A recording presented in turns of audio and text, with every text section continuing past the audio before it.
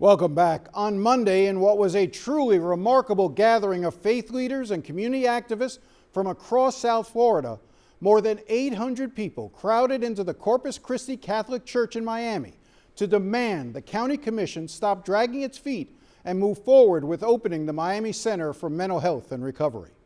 We're gathered here tonight at the largest grassroots gathering in Miami-Dade County because we know one thing for sure. Organized people have power. And when ordinary people come together to demand justice, those in power don't just sit idle, they respond. The center, which was promised to voters back in 2004, would take mentally ill individuals out of the jail and move them into a place where they can receive comprehensive treatment and support. The county has spent more than $50 million renovating the building, and 2 years ago, a pair of nonprofit groups were selected to operate the facility, while numerous local groups and agencies have pledged their support, including the Homeless Trust. Funding for the first 2 to 3 years of the center is already in place, and yet the center remains empty, not helping anyone. Are we okay with being told to wait when lives are on the line? No. Or do we believe real accountability means keeping your word, even when things aren't guaranteed? We believe our communities deserve more than a delayed response. We deserve action. The organization that hosted the event was PACT, People Acting for Community Together.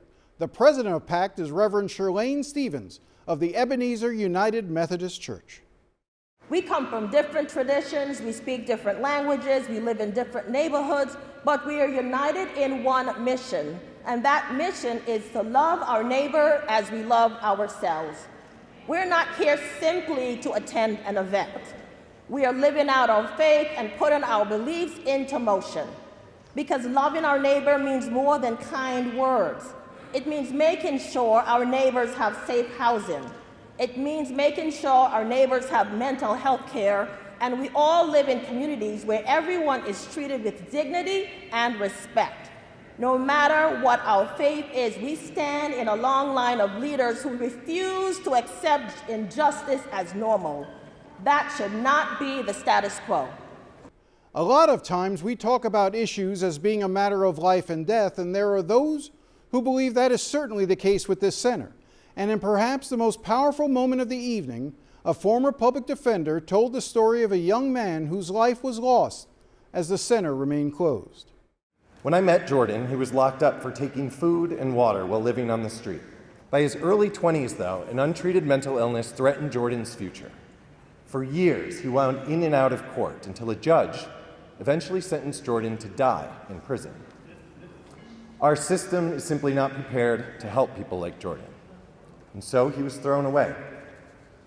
For years, we searched for a way to right this wrong, and we found hope in the promise that this community made back in 2004 to open a center for mental health and recovery, a place where Jordan's mental illness would be recognized as part of his humanity, somewhere he could live with care, treatment, and respect.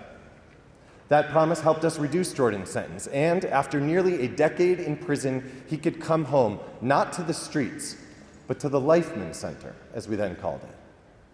But when the day came for Jordan's release, the center wasn't open. It was built, but unfunded. So instead of putting Jordan in treatment, we did the best we could, and we found him an apartment. Jordan's new home didn't come with mental health professionals. It didn't come with a transition plan, no medication, no therapy, no care. The county chose to put our money elsewhere. And Jordan, he too chose a different path.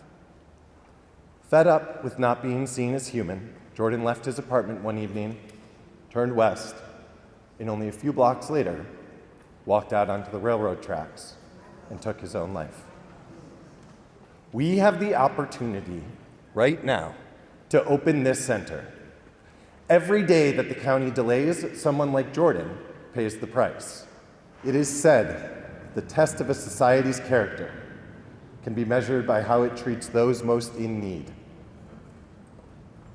Jordan needed this center. For him, it's too late.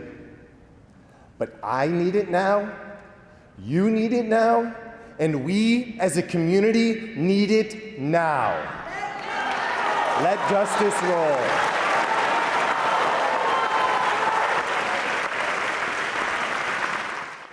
Mayor Danielle Levine-Cava was there, reaffirming her support. County Commissioners Raquel Regalado, who has been leading the fight for the center, and Oliver Gilbert were also there to say they would continue to push to get the center open. I support this facility, I support opening it. I disagree with this dialogue completely. We set up this paradigm where we believe that actually this service has to pay for itself.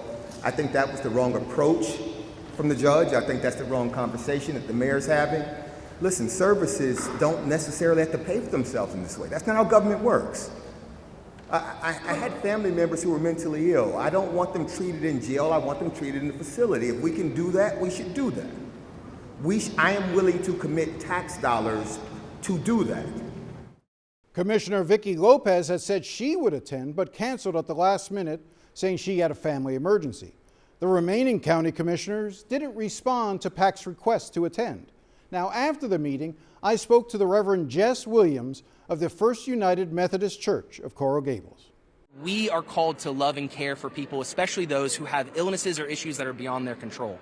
So to see the constant people who are always going back in the jail, as Judge Leifman said today, over 1 million days of jail time for people who are chronically ill simply because they have a mental illness that's not being taken care of is a justice issue. It's something that tugs our hearts. We all know people who desperately need that help. We're not far removed. These are our neighbors. They could be our family if things went a different way. I think morally, we are called to love those people and to give them the care that they need. You know, you had several commissioners here. You had a lot more that didn't show up, a lot more that you invited that decided not to participate in this. What message is that sending to you? Well, I think the commissioners are incredibly busy people. I want to give them the benefit of the doubt that they are dedicating themselves to civil service. It is disappointing to me that they were not able to make it here tonight. And for those who didn't respond to our invitation at all, it saddens me. And I think that it's important for all of us to continue to make our voice heard, to put pressure on them that they should be coming in front of the people they represent. They claim to care about us. They have been elected by us. We need to continually put them in the right position. After our interview, Reverend Williams told me he was particularly frustrated that his own commissioner, Natalie Millán-Orbis, wasn't there. In fact, he told me that he has tried repeatedly to meet with her, but so far she has refused to see him. Orbis was appointed last year to the county commission and is on the ballot for the first time this August. Now, initially, I thought this would be the only update to provide on the mental health center, but then something unexpected happened. On Wednesday, at the very end of the County Commission's Intergovernmental and Economic Impact Committee, Commissioner Danielle Cohen-Higgins brought up the Mental Health Center. It wasn't on the agenda, and to be honest, she seemed annoyed by the publicity the center had been receiving recently. Commissioner Cohen-Higgins, you had a motion? I do, Madam Chair. Thank you so much. And to my colleagues, I'm making a floor motion regarding the Leifman building. And the motion is a simple one. And frankly, it's rooted in what I'm seeing in our community, which is a very heavily attended campaign and very coordinated campaign with the media and with our community promoting the support of the Leifman building. And we've had multiple hearings at this committee on this important project. And I feel like no one is really paying attention to us and the very clear message that we've sent here as a body, which is that we support this idea. We need to know how it is going to be funded. And in case you missed her jab at the media, she made it again a few moments later. So while there is a campaign and a lot being spoken to in the media about how much we need this, nobody is addressing how we are going to pay for it. So what I would like for us to do, and if we recall the very first time this came to hearing, I believe my colleagues asked the question, what are we going to do to pay for this building? I think ideologically everybody agrees that it needs to move forward, but we are asking that the tough work be done on the front end instead of the back end, instead of sticking us with a bill in 2 or 3 years where we are left scrambling trying to figure out how to pay for this building. Let's do the work on the front end. She then made a motion directing the mayor to come back at their next committee meeting with a 10-year plan to fund the mental health center. Commissioners Vicki Lopez and Natalie Orbis quickly voted in favor of the motion. delaying any opening of the center for at least another 2 months. Now, let's be clear. I think it's entirely legitimate to ask questions about funding. I think that's appropriate, and I'm willing to believe Cohen-Higgins is sincere in her questions. And here's the good news. She is scheduled to be on the show next week so we can discuss this and other county issues. It's important this issue gets resolved one way or another. But I also know the County Commission seems to find the money for those things that are important to them.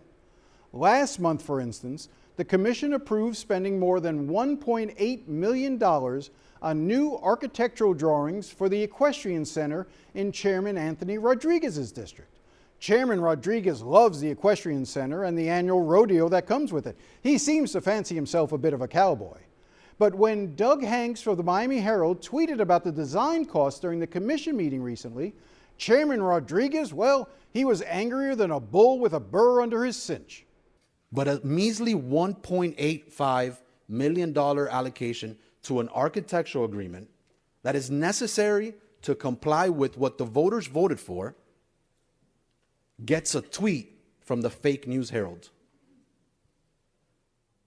This is what the federal government and the state government argues when they talk about fake news. This is what it is. So open your eyes, my friends. It is very one-sided, and we are paying attention. Wait a second. Let's rewind that.